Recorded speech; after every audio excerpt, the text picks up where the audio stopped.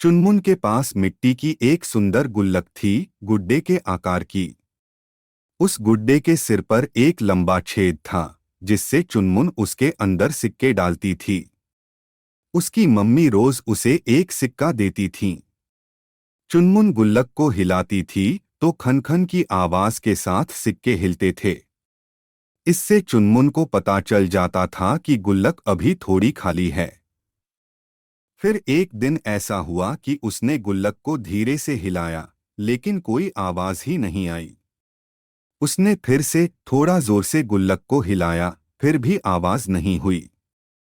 चुनमुन खुशी से चिल्लाई, मम्मी, मेरी गुल्लक भर गई। देखो न, आवाज ही नहीं आ रही है। चुनमुन के आसपास बहुत से खिलौने पड़े हुए थे। उन्होंने यह बात सुनी। वे आपस में कानाफूसी करने लगे। कार बोली, सुना तुमने, गुल्लक पूरी भर गई है। हाँ, मैंने भी सुना। कितने सारे पैसे होंगे अंदर। जोकर बोला, काश मैं इस पैसे वाले गुड्डे से शादी कर पाऊं, फिर मेरे पास भी ढेर सारे पैसे हो जाएंगे। गुड़िया ने कहा। धीरे धीरे सभी खिलौने इस गुड्डे का बहुत आदर करने लगे। उन्हें उसकी बातें बहुत अच्छी लगती थीं।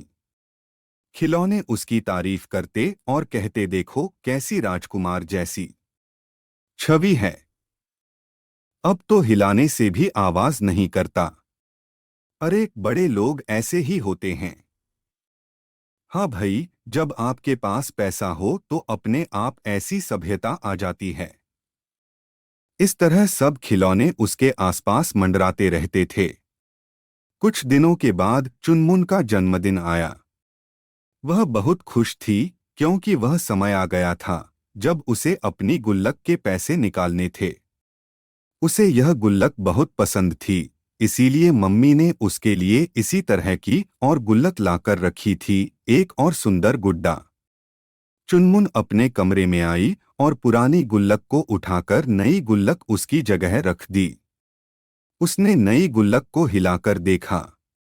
उसमें से भी कोई आवाज नहीं आई, क्योंकि वह खाली थी। उसमें कोई सिक्का था ही नहीं। उसके खिलौनों ने देखा कि खाली गुड्डा भी उतना ही सुंदर था जितना भरा हुआ था। इससे भी कोई आवाज नहीं आ रही थी, यह भी शांत खड़ा हुआ था। और तब उन्हें समझ में आया कि शांत और सभ्य होने के लिए पैसे वाला होना जरूरी नहीं है। इसीलिए वे नए गुड्डे का भी उतना ही आदर करते थे जितना पुराने भरे हुए गुड्डे का करते थे।